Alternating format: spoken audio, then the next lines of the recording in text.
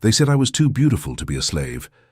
They said it the way people say things that make them uncomfortable, quickly, under their breath, as if the words themselves were dangerous and needed to be released before they could cause damage by staying inside. Too beautiful to be a slave, as if beauty were a category that slavery respected, as if the institution had aesthetic standards, as if the men who built it had looked at the people they were putting in chains and said, "Not this one is too beautiful, this one we will leave alone." They said it because they did not know what else to say, because my face presented them with a problem that the language available to them in Burke County, Georgia in 1838 was not equipped to solve. Not the language of commerce, which had a price for everything including beauty and had in fact assigned beauty a premium in the auction houses of Savannah and Augusta, where certain kinds of appearance commanded certain kinds of prices, and where the men who set those prices understood, without saying so directly, that what they were pricing was the specific discomfort that beauty produced in people who believed they should not be feeling what they were feeling when they looked at someone they owned. Not the language of religion, which had constructed elaborate justifications for the ownership of human beings, but had not fully addressed the specific situation of a human being whose appearance made the justifications visibly inadequate, whose face asked a question that the theology of the antebellum South was not equipped to answer cleanly, and not the language of social order, which depended on the ability to look at a person and know immediately what category they belonged to, and what that category meant, and what behavior the category required of both the person inside it and the people observing it from outside, and which failed completely and visibly when it looked at me. My name is Aurelius. I was born on the Whitfield plantation in Burke County, Georgia, in the year 1812, the same year that old Master Harlan Whitfield told everyone he had sold a woman named Delia to a planter in South Carolina and collected the papers to prove it and closed the matter permanently in his own mind, if not in the physical reality of what had actually occurred. I am 61 years old. I have been free for 16 years. I live in Savannah, in a house I own on a street where my neighbors know my name and my profession and the general outline of my history, without knowing the specific details of it, and I'm going to write down those specific details now because I have decided that the truth of what happened in Burke County in 1838 deserves to exist somewhere outside my own memory, which is the only place it has lived for the past 23 years. This is the story of what my face cost the Whitfield family. It is also the story of what my face cost me. It is also the story of how I learned that a secret kept long enough becomes a structural element of the people keeping it, so thoroughly embedded in who they are and how they move through the world and what they need to believe about themselves that when it is finally exposed, it does not merely embarrass them. It unmakes them. It removes from beneath their feet the specific ground they have been standing on and replaces it with the truth of what was always there, which is nothing solid, nothing earned, nothing that belongs to them in any sense that survives honest examination. I want to start with the face because the face is where everything begins and where everything ends, and because I have spent 61 years living inside it, and I have never once been able to see it the way the people around me saw it. And so I will tell you what they told me, what I observed in their reactions, what I assembled over the decades of my life into a picture of myself that I could only ever construct from the outside, from the evidence of other people's responses to what they saw when they looked at me.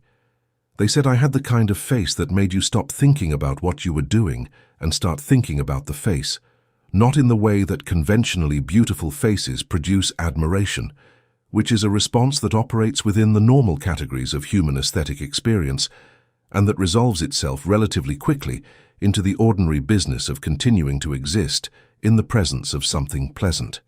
What my face produced was different from admiration. It produced a specific disorientation, a quality of cognitive interruption, as if something in the visual information being received did not compute cleanly against the frameworks the viewer was using to process it, as if the face presented a problem that needed to be solved before the viewer could return to whatever they had been doing before they looked at me. The disorientation was the key thing. The disorientation was what I eventually learned to use. The specific quality of my face that produced the disorientation was not any individual feature taken alone, but the combination of features, the way they assembled themselves into something that was recognizably African in its darkness and its bone structure and the texture of the skin, and simultaneously carried in it the traces of something else, something European, something that the white people of Burke County recognized at an instinctive level before they recognized it at a conscious one and responded to with the specific unease of people encountering evidence of something they know about and have collectively agreed not to acknowledge knowing about. There were things that happened in the households of the planter class in Georgia and throughout the South that everyone knew about and no one discussed, and that the social machinery of the antebellum world was specifically designed to make undiscussable.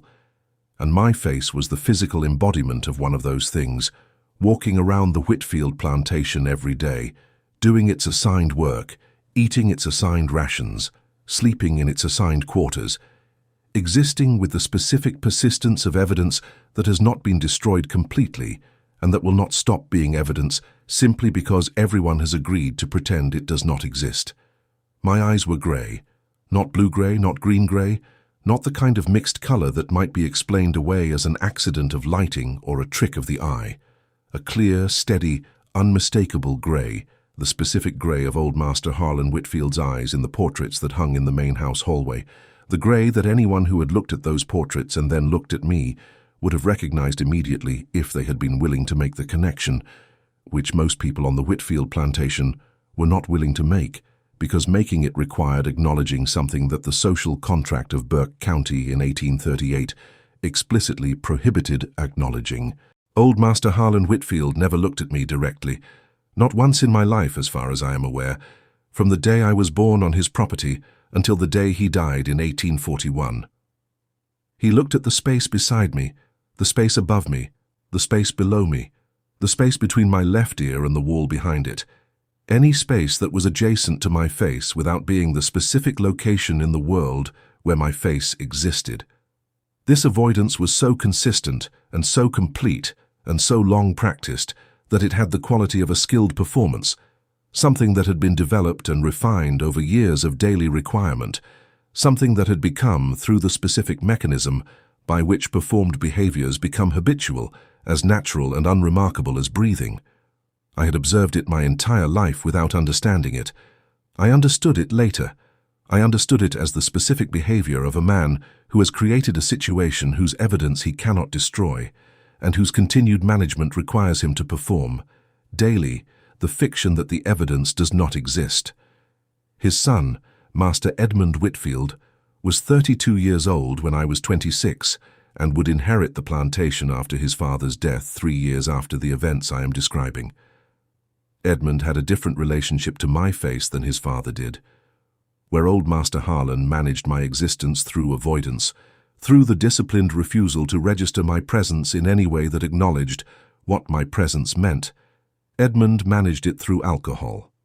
He drank. Not casually, not in the social manner of a prosperous Georgia planter taking his ease at the end of a day's work. He drank with the specific intentionality of a man using a substance to manage something that his unaided mind found unmanageable, to create a gap between himself and a reality that sobriety made too immediate and too uncomfortable. He drank most heavily on the days when my work brought me near the main house, and the correlation between my proximity and the volume of his drinking was consistent enough and visible enough that the enslaved people on the plantation had noticed it and discussed it among themselves in the careful, oblique way that such discussions required, attributing it to various causes that stopped short of the actual cause, because the actual cause was the kind of thing that the survival instincts of enslaved people in Burke County in 1838 counseled against stating directly. Edmund's wife, Mrs. Harriet Whitfield, had yet a third response to my face. She looked at me the way people look at things that frighten them, but that they cannot make themselves stop looking at, with the combination of compulsion and dread and the specific fascination of recognition that produces in a face the expression of someone who is seeing something they were told did not exist, and who is in the process of revising their understanding of the world to accommodate what they are seeing. She had been married into the Whitfield family for 14 years when I was 26, She had been told whatever version of the Delia story old Master Harlan and Edmund had decided to tell her, which I assumed was either nothing at all or something sufficiently approximate to the truth that she had been able to construct the rest of it herself. What I saw in her face when she looked at me was not the carefully maintained ignorance of old Master Harlan or the chemically assisted avoidance of Edmund. It was the active, uncomfortable knowledge of a woman who knows something she was not meant to know and who has been living with that knowledge for long enough that the living with it has become its own kind of burden. It was Mrs. Harriet who told me the truth.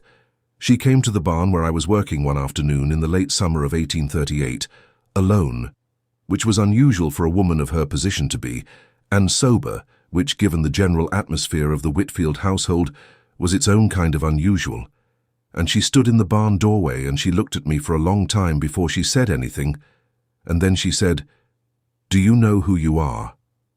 I told her I knew my name and my mother's name, and the name of the plantation and the county.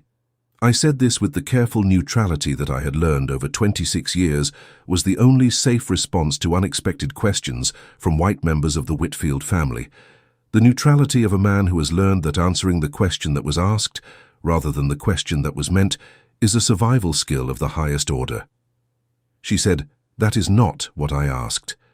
Do you know who you are?" I told her I did not understand the question and waited.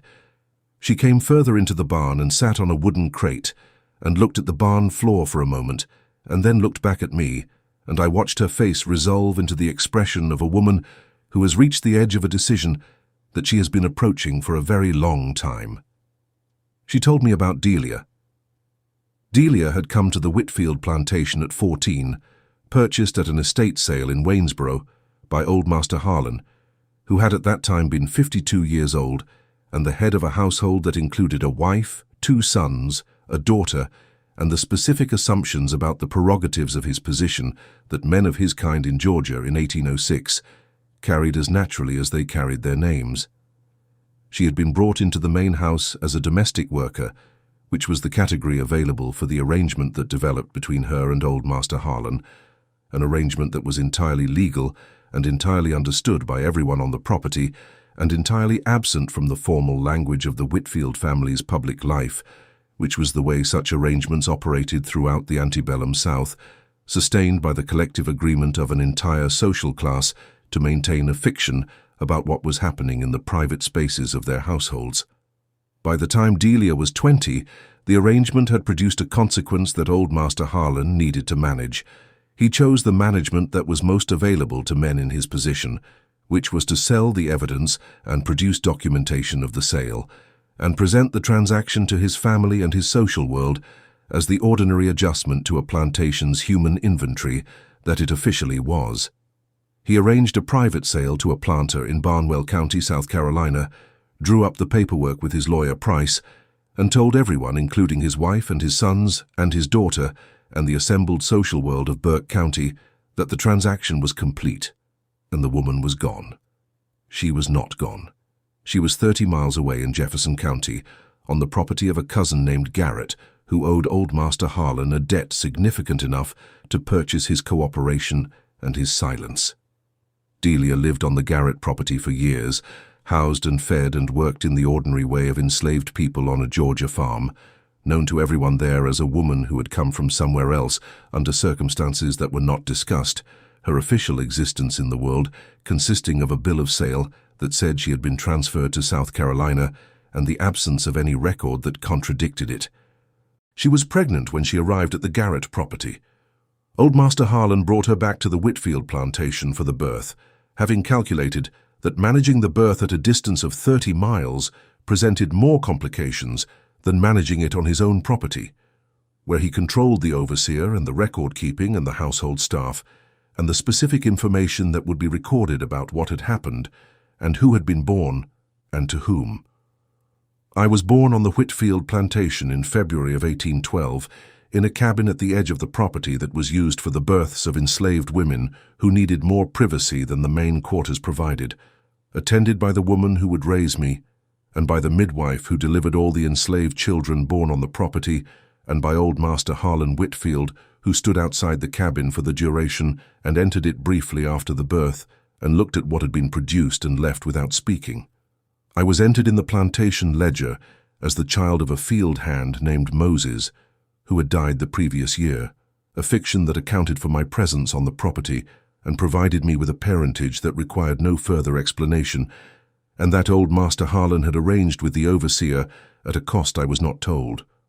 My mother, Delia, was returned to the Garrett property 2 weeks after my birth. I was given to a woman named Grace, a house servant of middle age who had no children of her own and who received me without apparent question and raised me with the specific, competent affection of a practical woman doing what needed to be done. Delia died in Jefferson County in 1820. I was 8 years old. I did not know she had died.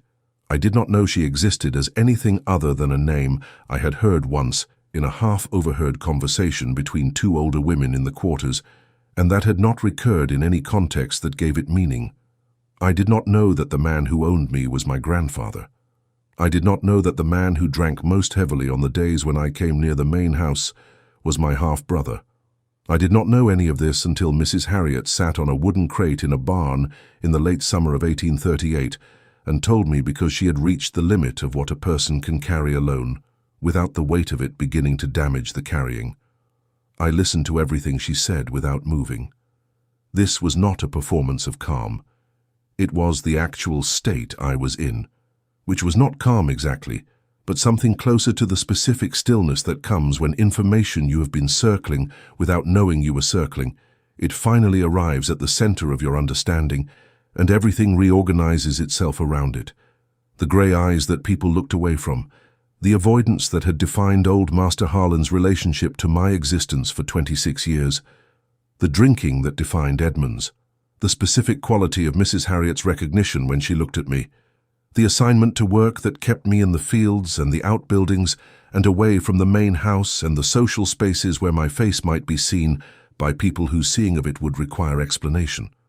All of it organized itself into a single coherent thing, and I stood in the barn and felt the organization happen, and I understood for the first time in my life what I was and what I carried and what the carrying meant.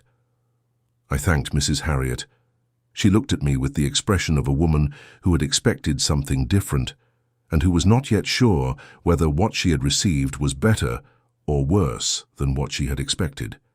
She left the barn and I went back to my work, and for the next 3 weeks I did nothing that was different from what I had always done, and I said nothing about what I had been told, and I thought about almost nothing else. The Whitfield Plantation in 1838 was an institution I had studied for 26 years, without knowing that I was studying it.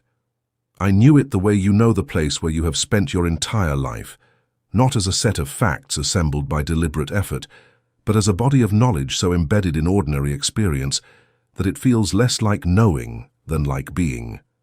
I knew the rhythms of the operation, the points in the agricultural calendar where decisions made or not made had consequences that spread through the whole system.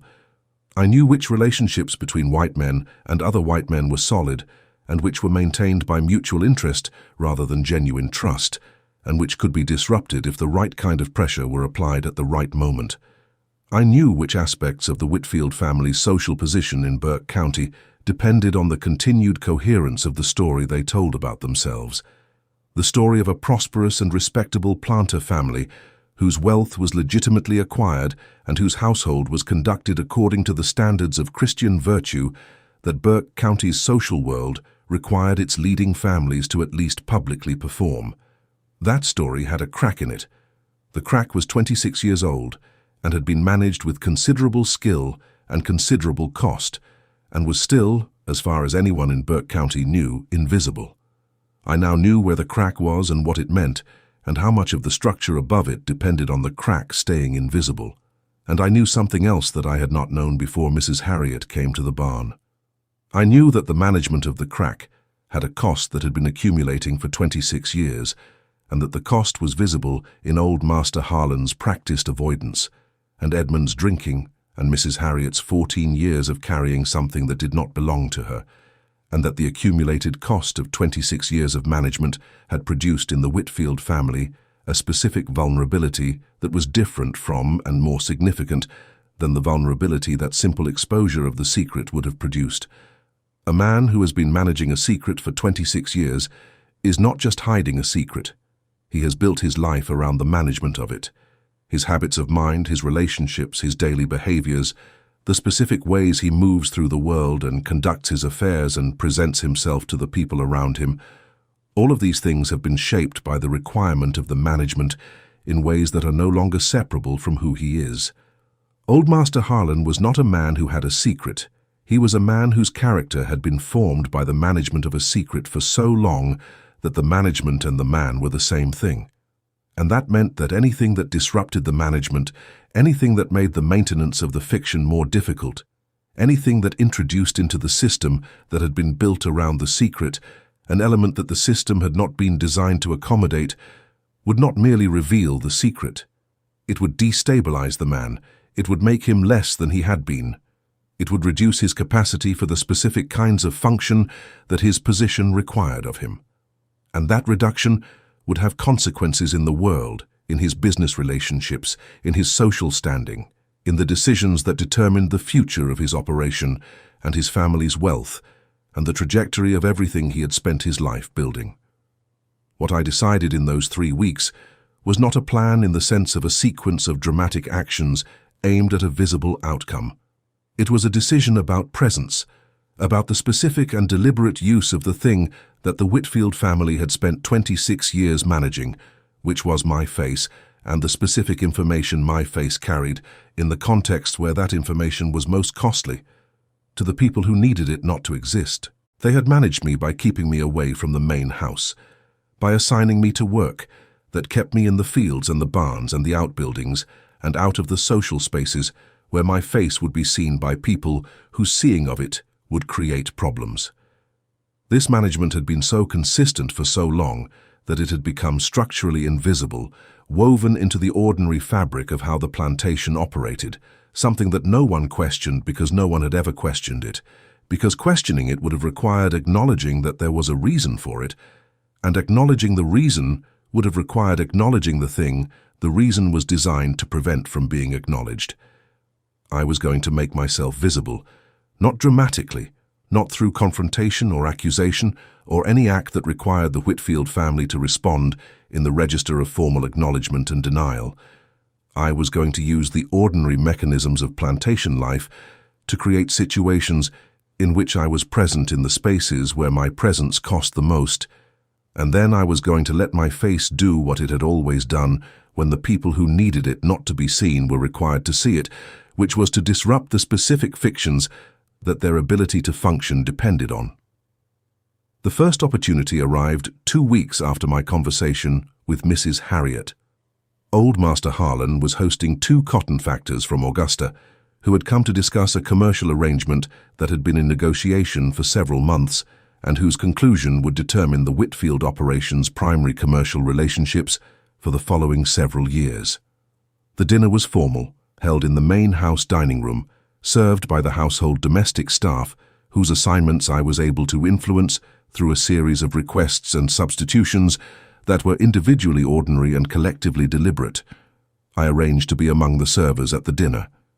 The overseer questioned the change in my assignment, and I told him that Thomas, who normally served at formal dinners, had injured his hand in a farm accident 2 days earlier and was not able to carry heavy platters without pain, which was true, and which I had not arranged, but which I had recognized as an opportunity and incorporated into my planning with the efficiency of someone who has decided to use what is available.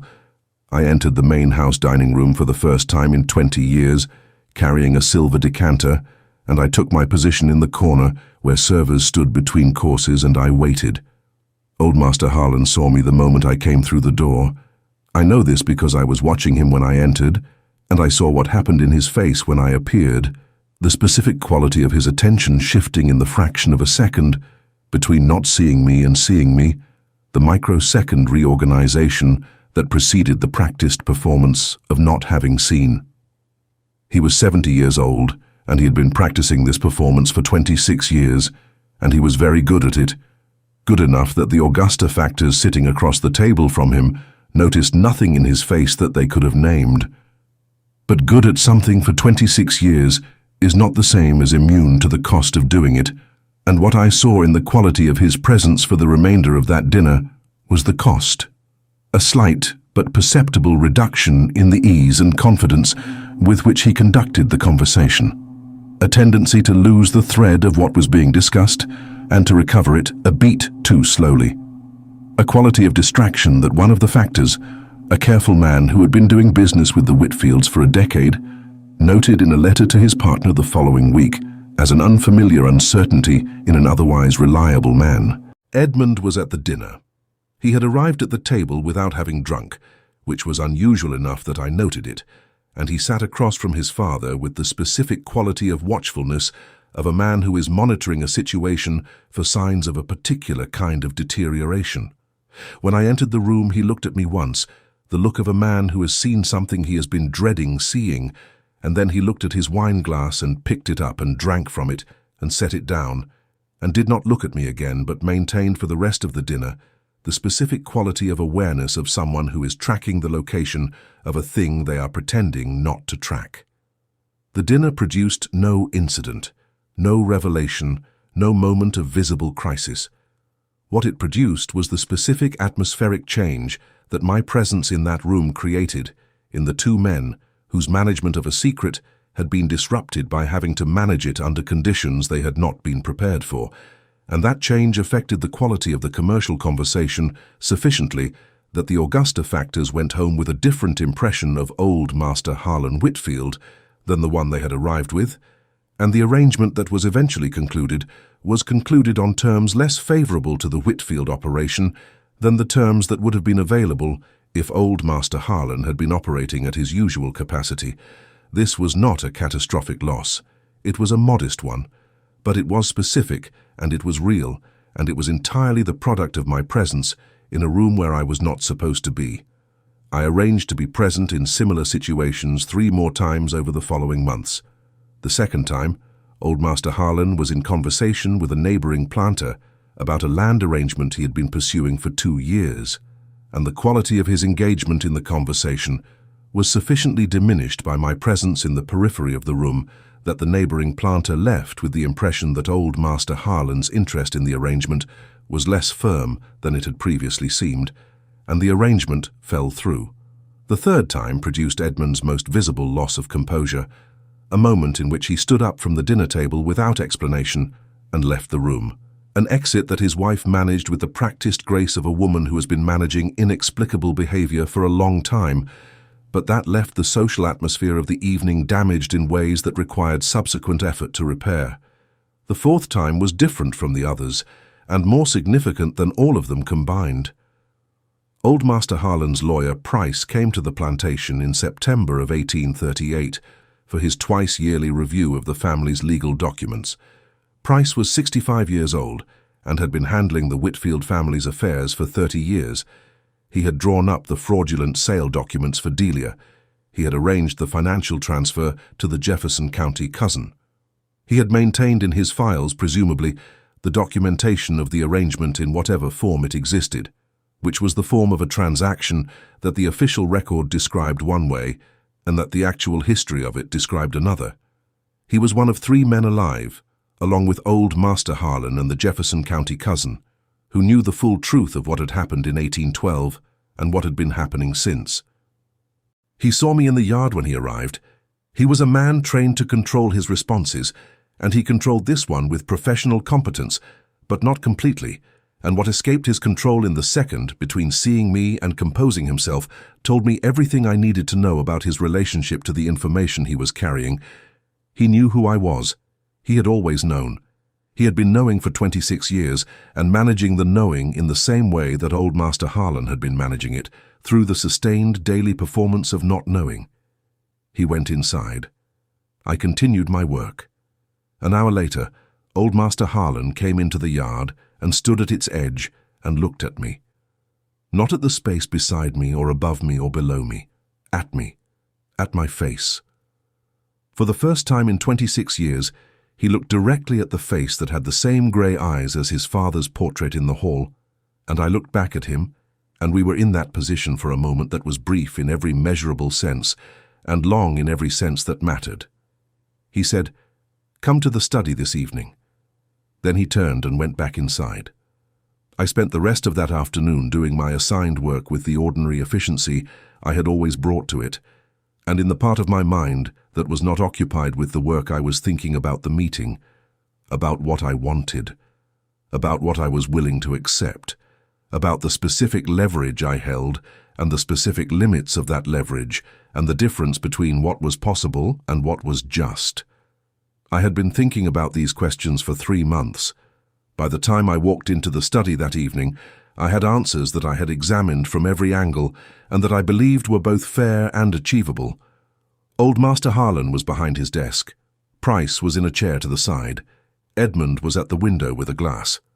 Mrs. Harriet was not present, which was a decision that had been made about what kind of meeting this was, and the decision told me something about how old Master Harlan was framing it to himself, which was as a business matter rather than a family one, a transaction rather than a reckoning, something to be managed rather than something to be understood.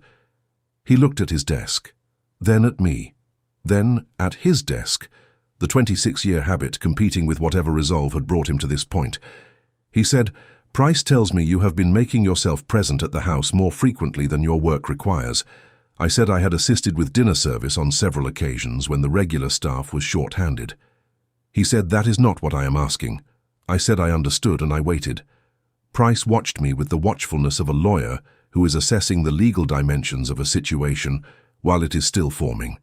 Edmund drank from his glass and set it on the windowsill and crossed his arms and looked at the wall to the left of where I was standing. Old Master Harlan said, "What do you want?" I told him. I wanted my freedom papers legally executed, witnessed and filed with Burke County. I wanted freedom papers for Aunt Grace, who was 63 years old and had spent her life in service to the Whitfield household, and who had raised me with a care and a competence that had cost her something the Whitfield family's accounting had never measured. I wanted a sum of money sufficient to leave Burke County and establish a life elsewhere, and I named the sum, a figure I had calculated over 3 months of careful thought about what was fair and what was possible and what the Whitfield family's alternatives were. And I wanted a document signed by all 3 men present, acknowledging that these arrangements were made voluntarily. A document I would hold, and that would ensure the arrangements were honored. Price said what I was describing was extortion. I said what I was describing was a transaction, that I possessed something the Whitfield family needed, which was my continued silence and my departure from the county, and that they possessed something I needed, which was the legal documentation of my freedom and the resources to make it real. That the only unusual element of this transaction was that the person on my side of it was not a white man. Edmund said something under his breath. Old Master Harlan looked at his desk for a long time.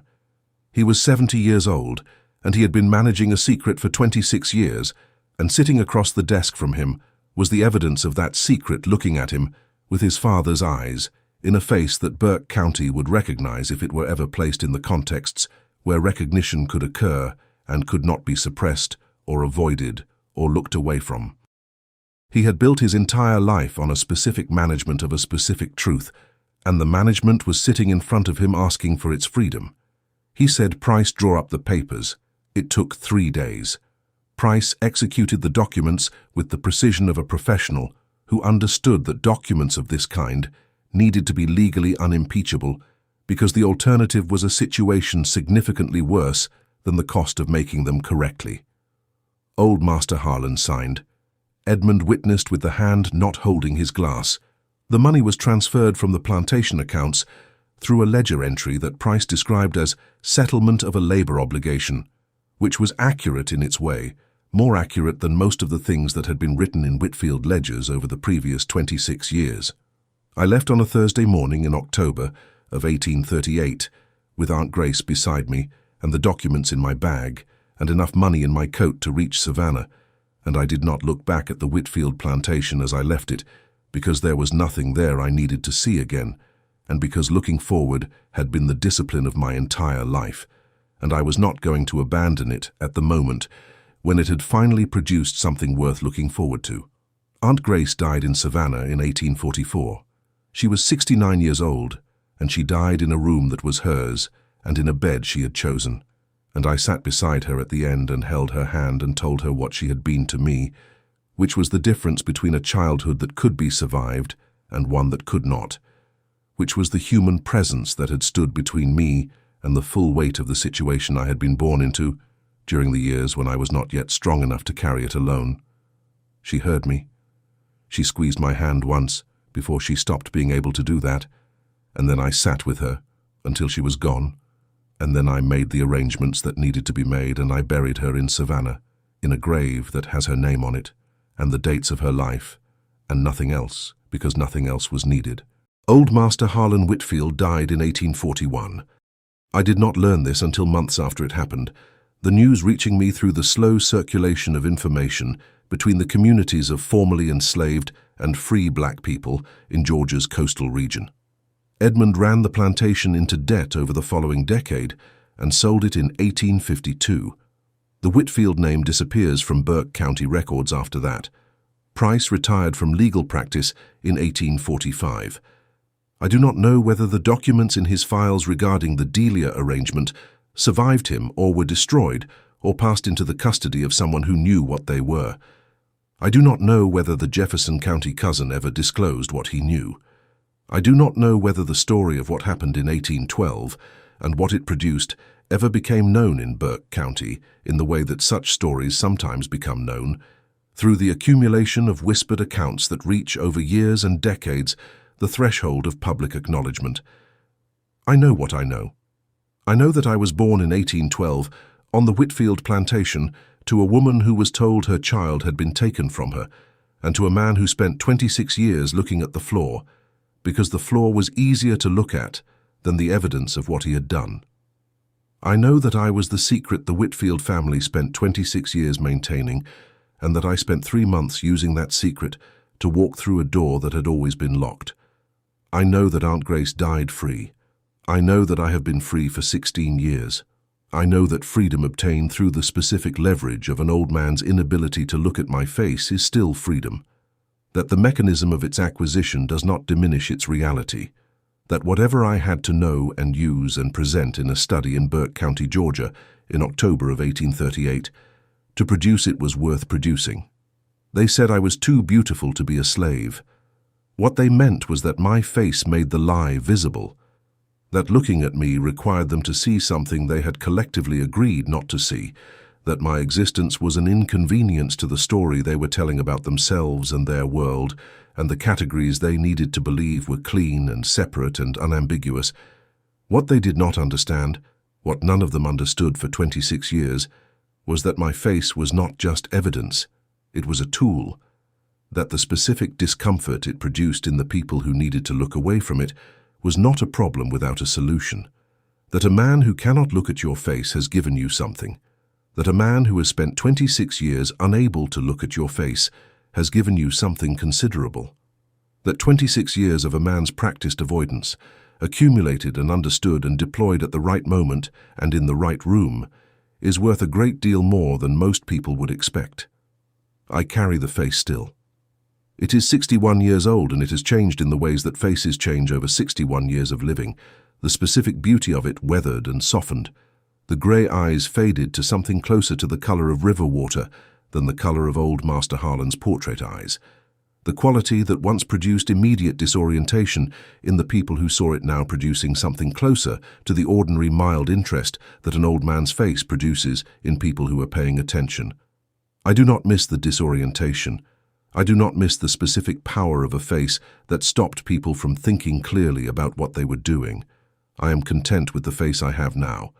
It is the face of a man who is 16 years free and who has spent those 16 years building something that belongs to him, and that no one's practiced avoidance and no one's drinking and no one's 14 years of carrying a secret that did not belong to them can take away from him. They gave me the face. The face gave me everything I needed to do what I needed to do. That was all. That was enough.